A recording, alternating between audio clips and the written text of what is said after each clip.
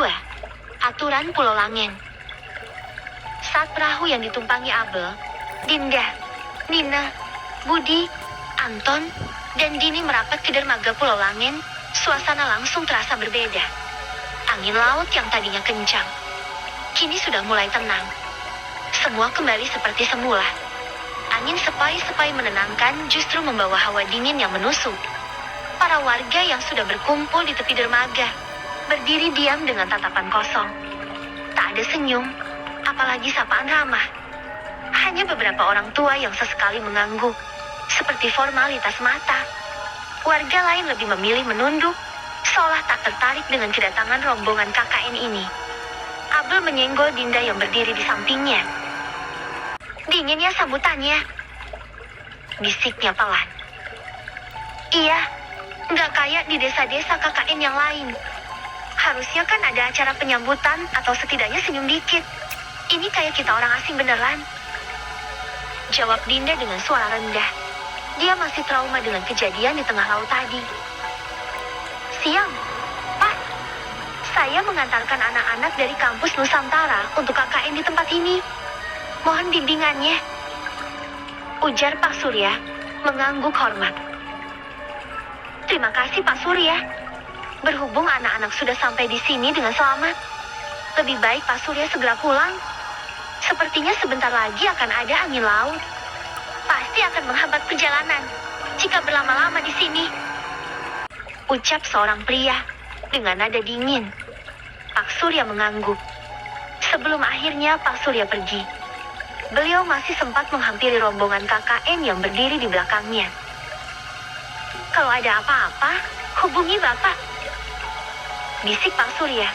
Diam-diam menyerahkan secari kertas pada Nina. Walau merasa aneh dengan sikap Pak Surya, namun para rombongan KKN memutuskan untuk bersikap biasa saja di depan para warga Pulau Langen. Nina juga dengan cepat menyimpan kertas itu sebelum diketahui para warga. Seorang pria tua yang tampak sebagai kepala desa menghampiri mereka, memperkenalkan diri dengan singkat tanpa basa-basi. "Saya Pak Darto. Ini Sri. Nanti dia yang antar kalian ke tempat tinggal. Silakan ikut dia. Nanti kalian bisa beristirahat dulu. Selamat datang di Pulau Langen," ucapnya sambil melirik sekilas ke arah Sri, perempuan muda yang berdiri tak jauh di belakangnya.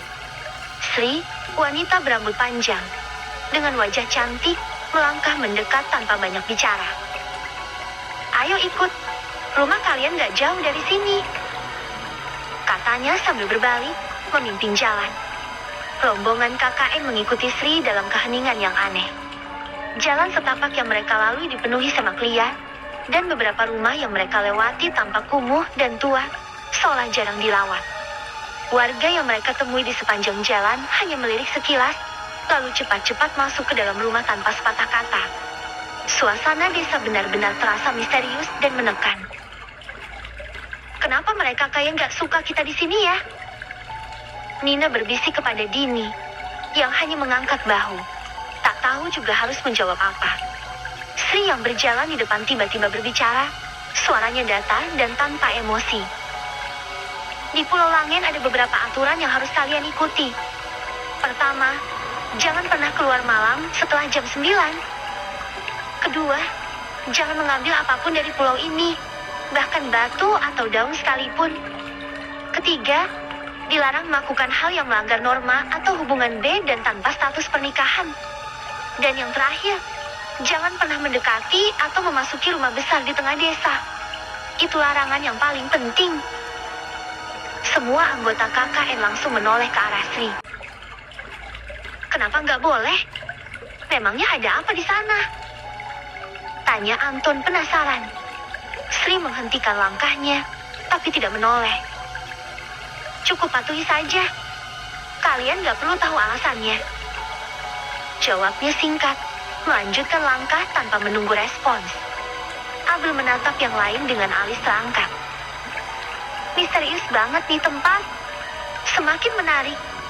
Menarik sih, tapi ngeri juga," sahut Budi. "Gue rasa tempat ini ada sesuatu yang disembunyikan." Saat mereka melewati beberapa rumah lagi, Sri tiba-tiba menunjuk ke arah sebuah rumah besar di kejauhan, yang tampak di tengah desa, sedikit tersembunyi di balik pohon-pohon besar dan rumput liar yang tumbuh subur di sekitarnya.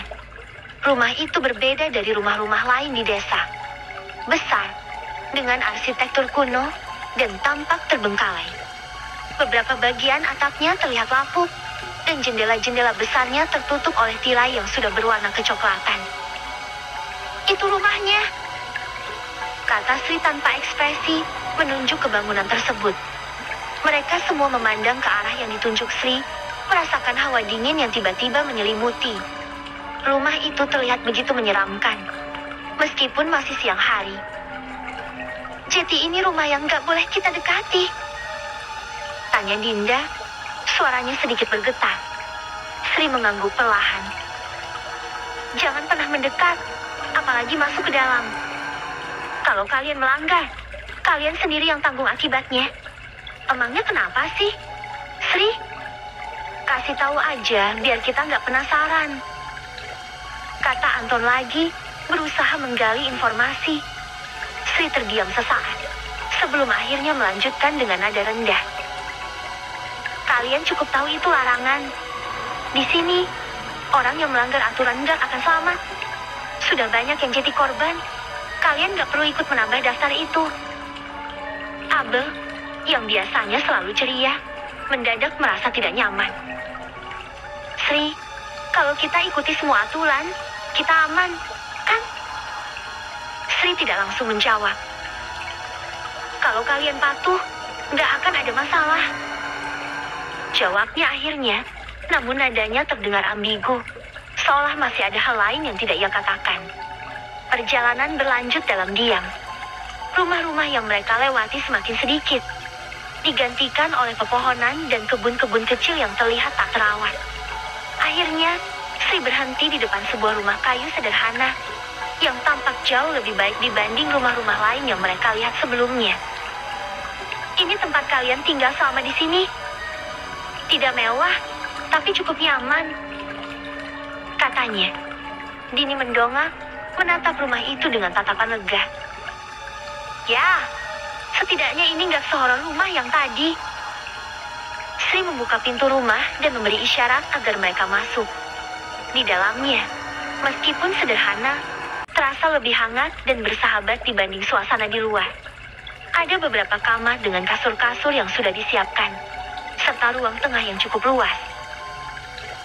Kalau butuh apa-apa, kalian bisa ke rumah Pak Naji, di seberang jalan. Dia yang akan bantu kalian selama di sini. Jelas, Sri. Tapi ingat, jangan langgar aturan, apapun yang terjadi.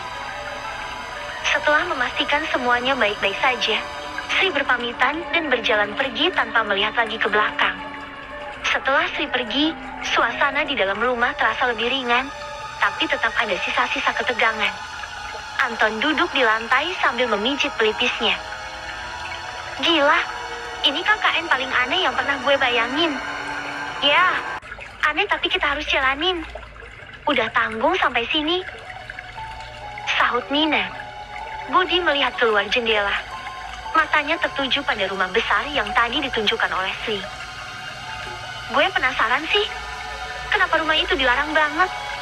Pasti ada cerita di baliknya. Abel ikut menatap ke arah rumah itu, tapi kali ini dia memilih diam. Semua yang mereka dengar dan alami hari ini membuat pikirannya penuh. Dan di tengah ketenangan yang mencekam ini, ia sadar bahwa mereka belum tahu apa-apa tentang Pulau Langen. Dengan suasana hati yang campur aduk, mereka semua memutuskan untuk beristirahat sejenak, berharap bisa mengumpulkan tenaga sebelum menjalani hari-hari yang pasti akan penuh misteri di pulau yang dingin dan penuh rahasia ini. Terima kasih telah menonton video kami. Cerita ini hanyalah fiktif dan karangan saja. Apabila ada kesamaan nama tokoh dan tempat, mungkin itu hanya kebetulan saja. Jangan lupa like, share dan subscribe.